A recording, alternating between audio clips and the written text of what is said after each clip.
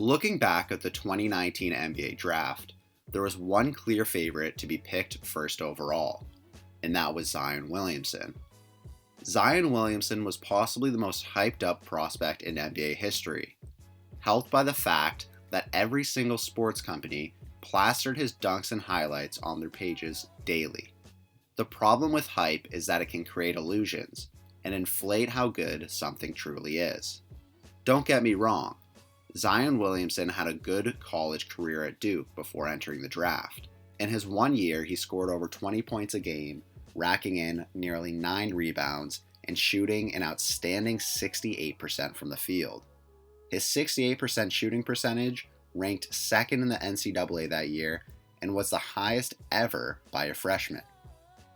He also joined Kevin Durant and Anthony Davis as the only freshman to collect 500 points, 50 steals, and 50 blocks in a season. Zion also helped Duke achieve the number 1 ranking for any team in the NCAA by the end of the season. However, they failed to win the NCAA March Madness tournament, losing to Michigan State in the Elite Eight. Was this resume good enough to warrant the number 1 overall pick, though? For Zion Williamson, the sheer athletic ability was something that was intriguing itself, but he also did play well in college and show his potential. Now, was that potential for greatness more obvious than it was for a player like John Morant or RJ Barrett? Zion is now in his 3rd NBA season, and things are not going as planned. As of when I'm writing this video, Zion has not played a single game this season because of injuries, and it seems as though injuries have been plaguing his NBA career so far, with no reason to think that'll change in the future.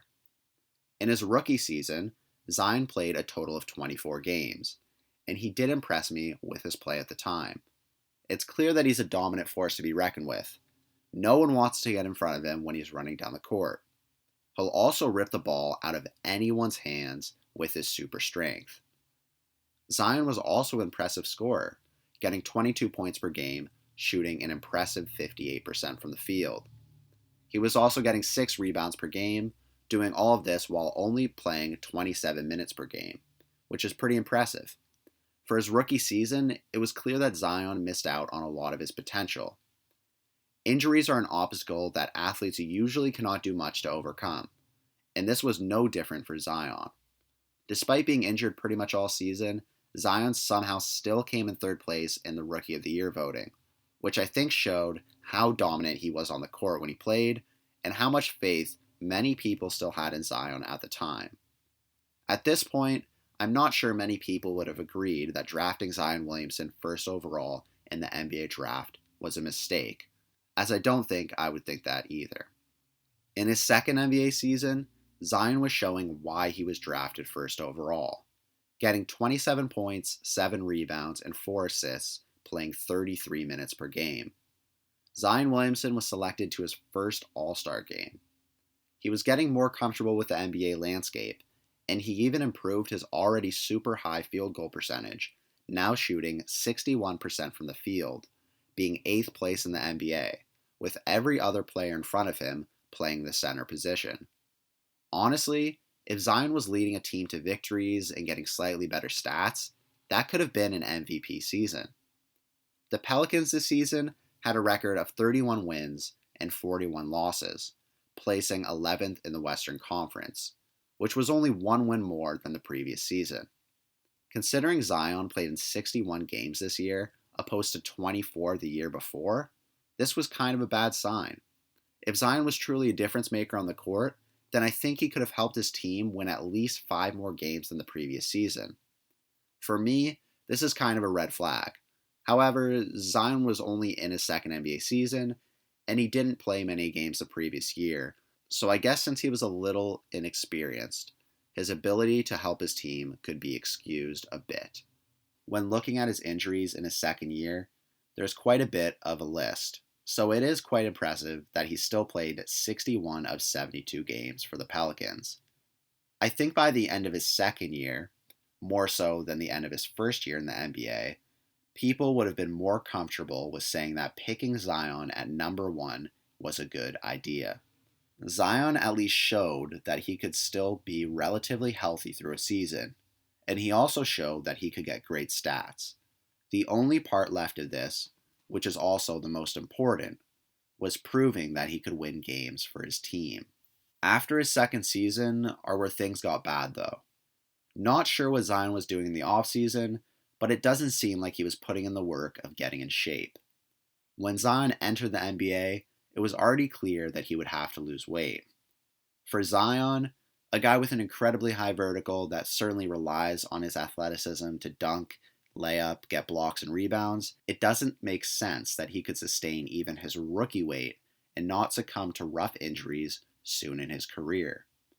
Thinking of players like Derrick Rose, whose athletic style of play didn't last long, even though Rose was not overweight in any sense, it does not make sense that a guy like Zion Williamson, who was nearly 300 pounds when he entered the league, could go uninjured for very long.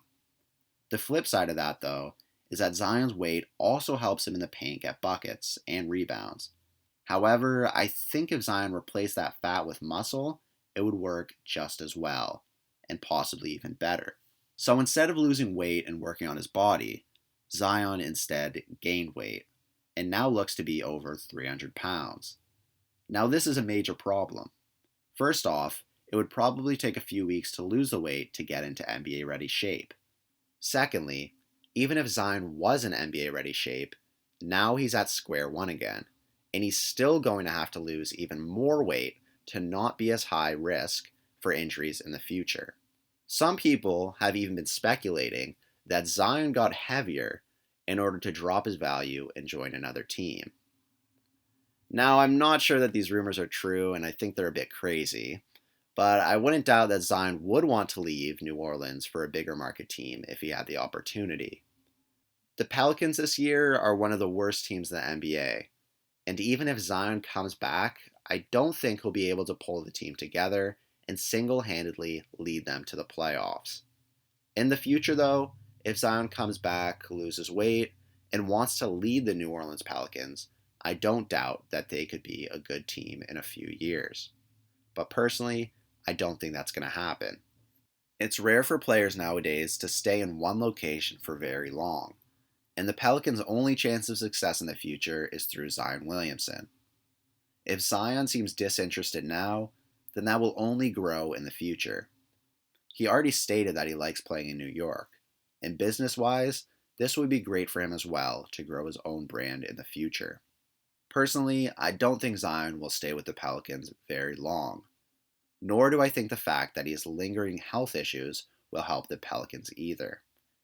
I think this puts the team in a state of uncertainty, as their future rides on a player who has many questions about them. Looking back now, and remember, hindsight is 2020, I think drafting a player like John Morant or RJ Barrett would have been better for the Pelicans. Although these players aren't averaging as good stats as Zion, I think they are and will continue to be good, consistent players with long-term careers. Although John Morant can dunk like crazy and has great athleticism, I don't think his play revolves around his vertical. For RJ Barrett, I think he's already developing into a good all-around player. I can see these players consistently getting better, and maybe in 3 to 5 years being leaders of the NBA, while staying on the same team as they are on today.